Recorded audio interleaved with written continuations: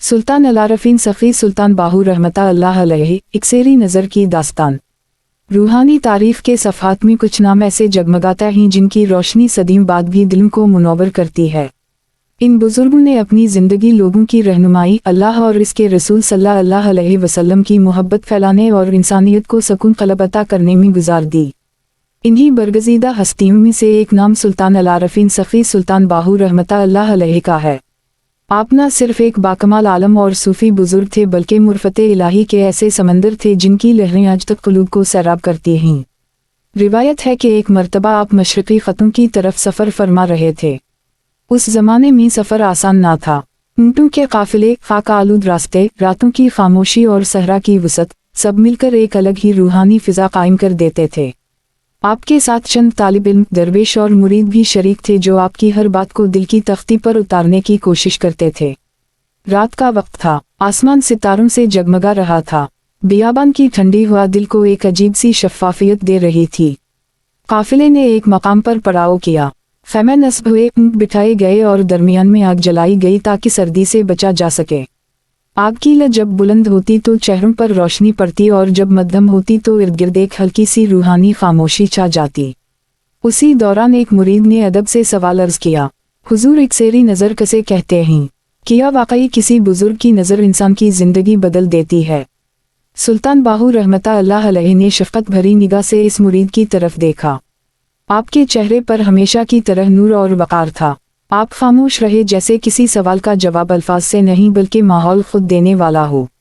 उसी लम्हे दूर से एक मुसाफिर नमूदार हुआ।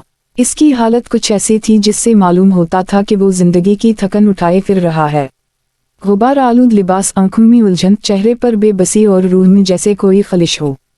वो करीब आया, सलाम अर्ज किया और आग के पास बैठ गया। उसने अर्ज की, हजरत में मुद्दतों से दिल की बेकरारी लिए फिर रहा हूँ। ज़ाहिरी जिंदगी चल रही है मगर अंदर जैसे अंधेरा छाया है। मैं सुकून चाहता हूँ मगर सुकून मेरा दुश्मन बन गया है। सुल्तान बाहू रहमता अल्लाह अलैहि ने उसकी तरफ मोहब्बत भरी नज़र डाली।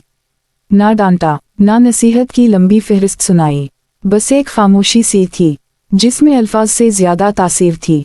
कहा जाता है कि वो नज़र इकसेरी थी, यानी वो निगाह जो दिल के ज़ख्म पर मरहम रख दे, जो गुमराह रूह को रास्ता दिखा दे, जो इंसान के अंदर अल्लाह की मोहब्बत की चिंगारी रोशन कर दे। इस मुसाफिर ने बयान किया कि जैसे ही आपकी नज़र मुझ पर पड़ी मेरी सारी उलझनी तहलील होने लगी।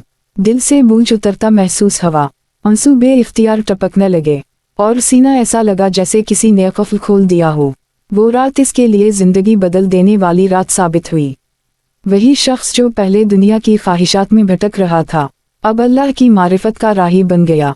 वो कहता था कि मुझे पहली बार एहसास हुआ कि असल ज़िंदगी दिल के सुकून का नाम है और दिल का सुकून अल्लाह की याद के बगैर मुमकिन नहीं।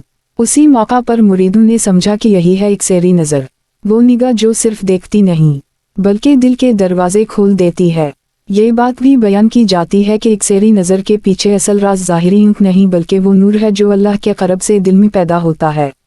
जब दिल पाक हो जाता है, नफ्स की ख्वाहिशें कम हो जाती हैं और बंदा अपने खालिक से जुड़ जाता है, तो फिर इसकी आँखों में नरमी, लहजे में मोहब्बत और वजूद में तासीर आ जाती है।